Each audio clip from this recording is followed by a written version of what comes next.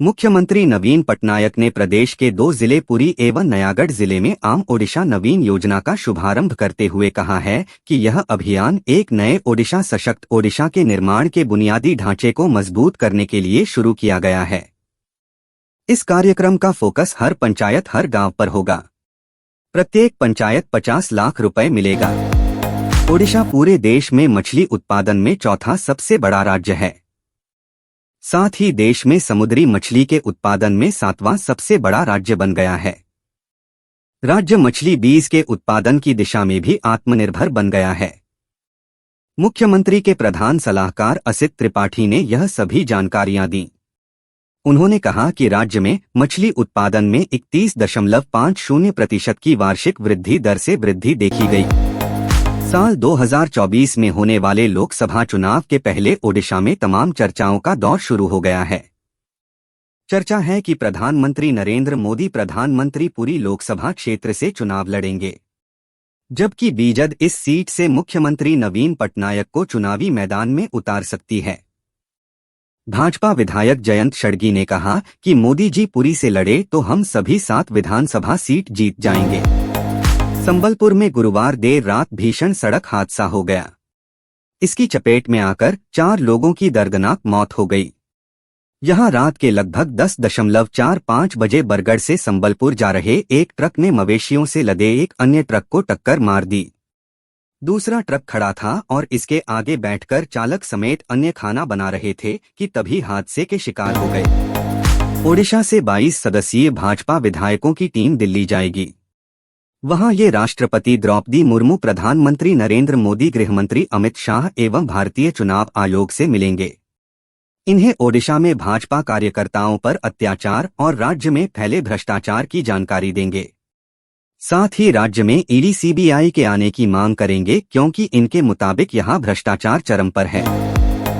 भुवनेश्वर से एक परिवार के कुत्ते की आत्मा की शांति के लिए शोक सभा रखने और ब्राह्मण भोज कराने का मामला सामने आया है। लैब्राडोर नस्ल के इस कुत्ते का नाम गुलुपापा है, जिसे बचपन से परिवार ने पालपोस कर बड़ा किया। उसने भी इंसान की तरह हर जिम्मेदारी बखूबी निभाई। उसके जाने से पूरा घर सूना हो गया है। सर्दियां शुरू होने का समय आ गया है। कहीं कहीं गुलाबी ठंड का एहसास भी होने लगा है, लेकिन ओडिशा गर्मी की चपेट में है। आलम यह है कि सुबह 10 बजे के बाद लोग घरों से निकलने में कतरा रहे हैं। आसमान से बादल गायब हो गए हैं। चारों ओर सूखा है, जबकि कुछ दिनों पहले ही अच्छी बारिश हो रही थी। एशियाई खेलों में शानदार उपलब्धि हासिल करने और उत्कृष्ट प्रदर्शन करने के लिए मुख्यमंत्री नवीन पटनायक ने 2 प्रतिभाओं अमित रोहिदास और दीप ग्रेस एक्का को सम्मानित किया है। अमित रोहिदास को 1.5 करोड़ रुपए और दीप ग्रेस एक्का को 50 लाख रुपए का नकद पुरस्कार दिया है।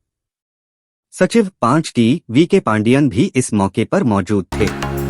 ओडिशा में मिशन शक्ति स्कूटर योजना की शुरुआत की गई। इसके पहले चरण में 15,000 महिलाओं को स्कूटी दिया गया। आगामी दिनों में 2 लाख महिलाओं को स्कूटी दिए जाएंगे। इस दौरान अपने राज्य के लोगों को संबोधित करते हुए मुख्यमंत्री नवीन पटनायक ने कहा कि स्कूटर योजना से मां की स्पीड को गति मिलेगी, जिन्होंने ओडिशा को एक नई गति और ऊर्जा दी है। दिल्ली में हुई कावेरी जल प्रबंधन प्राधिकरण CWMA की बैठक में तमिलनाडु के जल संसाधन मंत्री दुरई मुरुगन ने कावेरी नदी से 16,000 क्यूसेक पानी छोड़ने की मांग की है। इससे पहले 11 अक्टूबर को हुई एक बैठक के बाद कावेरी जल विनियमन समिति ने कर्नाटक सरकार को 16 अक्टूबर से 31 अक्टूबर के बीच कावेरी से प्रतिदिन 3,000 क्यूसेक पानी छोड़ना सुनिश्चित करने का निर्देश दिया था। नवरात्रि से पहले ही प्रधानमंत्री नरेंद्र मोदी द्वारा लिखे गए गरबा गीत संगीत वीडियो 14 अक्टूबर को जारी किया गया। पीएम नरेंद्र मोदी की ओर से लिखे गए गाने गारबो को ध्वनि भानुशाली ने गाया है और तनिष्क बागची द्वारा कंपोज किया गया है। इसे जेजस्ट म्यूजिक की ओर से रिलीज किया गया है। जल्द ही पीएम मोदी का और दूसरा गाना भी रिलीज होने वाला है। एससी ने केंद्र को निर्देश दिया है कि वह खाद्य सुरक्षा और मानक विनियमों के तहत उठाए गए कदमों के बारे में उसे अवगत कराए कि फोर्टिफाइड चावल वाले बैगों पर लेबल पर एक सलाह होनी चाहिए कि यह सिकल सेल एनीमिया और थैलेसीमिया से पीड़ित लोगों के लिए हानिकारक है। कोर्ट ने कहा कि केंद्र 4 सप्ताह के अंदर एक हल्फनामा दायर कर उठाए गए कदमों के बारे में बताए। बॉम्बे हाई कोर्ट के मुख्य न्यायाधीश द्वारा ली गई दोषपूर्ण शपथ को चुनौती देने वाले शख्स की याचिका सुप्रीम कोर्ट ने खारिज कर दी है। शीर्ष अदालत ने याचिकाकर्ता पर 5 लाख रुपए का जुर्माना लगाते हुए कहा कि यह याचिकाकर्ता के लिए कुछ प्रचार करने के लिए जनहित याचिका क्षेत्राधिकार का उपयोग करने का एक तुच्छ प्रयास है। विदेश मंत्री एस जयशंकर ने शनिवार को कहा कि तमिलनाडु के नागपट्टिनम से श्रीलंका में जाफना के पास कांकेसंथुराई तक यात्री नौका सेवा की शुरुआत लोगों के बीच संपर्क बढ़ाने के लिए एक वास्तव में बड़ा कदम है। नौका सेवा के शुभारंभ पर जयशंकर ने कहा कि कनेक्टिविटी, सहयोग और संपर्कों पर ध्यान देने के साथ भारत का अपने निकटतम देशों के लिए उदार और दूरदर्शी दृष्टिकोण है।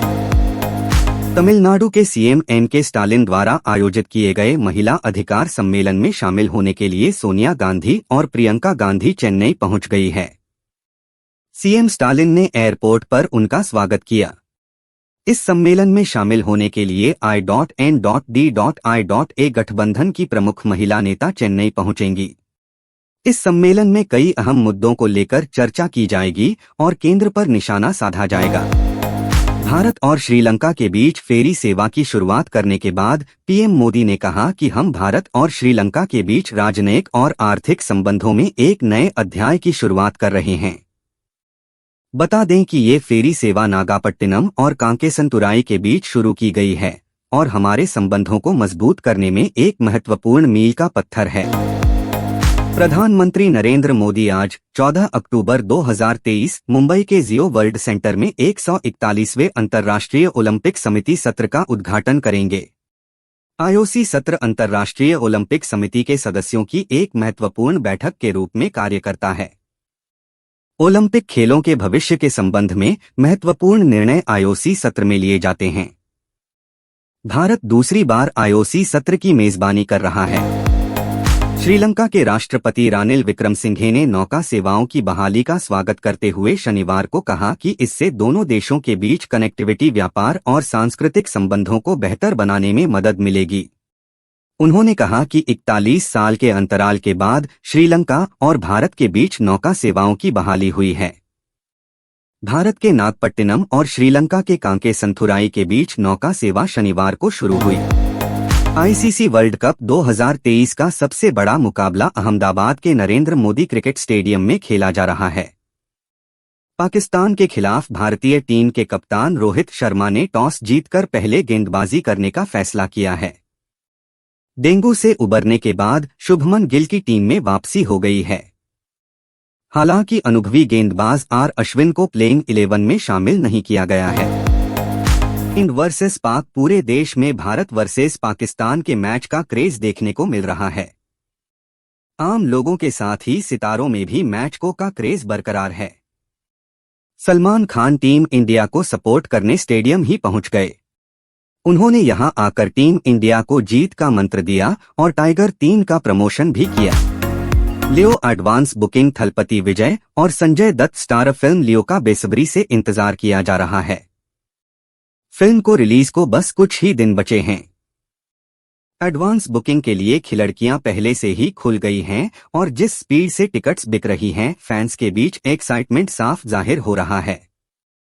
जानिए फिल्म ने कितना कमाया है। नेशनल सिनेमा डे 2023 बीते दिन 13 अक्टूबर को नेशनल सिनेमा डे था। इस खास मौके पर सभी उम्र के लोगों ने थिएटर्स में जाकर फिल्में देखी।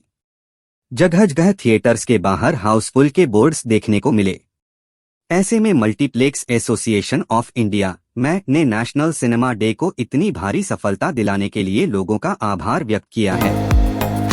आईसीसी क्रिकेट वर्ल्ड कप 2023 के दौरान शनिवार को भारत बनाम पाकिस्तान इंड वर्सेस पाक का हाई वोल्टेज मुकाबला खेला जाना है। इस मैच को लेकर हर कोई काफी एक्साइटेड नजर आ रहा है।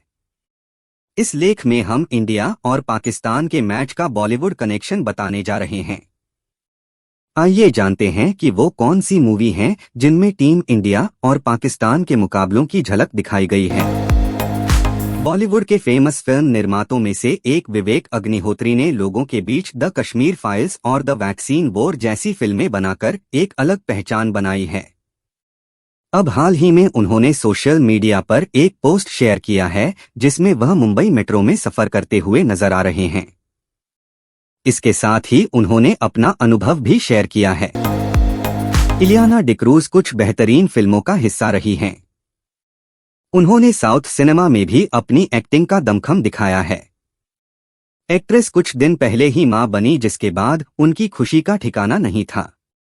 इलियाना अपने बेटे से जुड़ी हर तरह की अपडेट शेयर करती रहती हैं। हाल ही में उन्होंने बेटे के साथ फर्स्ट लंच आउटिंग की फोटो शेयर की। एस्पिरेंट्स सीजन 2 साल पहले रिलीज हुई वेब सीरीज एस्पिरेंट्स ने अपनी शानदार कहानी से दर्शकों का बखूबी दिल जीता। ऐसे में सीजन 1 की अपार सफलता के बाद अब मेकर्स सीरीज का दूसरा सीजन लेकर आ रहे हैं। इस बीच टीवीएफ एस्पिरेंट्स 2 का लेटेस्ट पोस्टर सामने आया है, साथ ही इस रिलीज की रिलीज डेट का ऐलान भी हो गया है। ओटीटी के famous romantic comedy show permanent roommates के पहले 2 सीजन को दर्शकों ने खूब एंजॉय किया।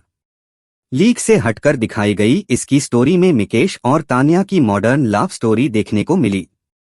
अब मेकर्स ने तीसरे सीजन का ऐलान कर दिया है।